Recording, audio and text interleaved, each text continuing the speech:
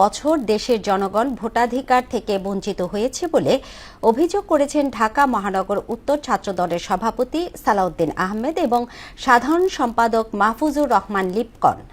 বলেন, বেগম খালেদা জিয়া এবং তারেক রহমানের নেতৃত্বে আগামী জাতীয় নির্বাচনের মধ্য দিয়ে দেশের মানুষের ভোটাধিকার প্রতিষ্ঠা করা হবে। বৃহস্পতিবার বিকেলে রাজধানীর বাড্ডায় ঢাকা মহানগর উত্তর ছাত্রদলের আয়োজনে এক সভায় এসব কথা বলেন তারা।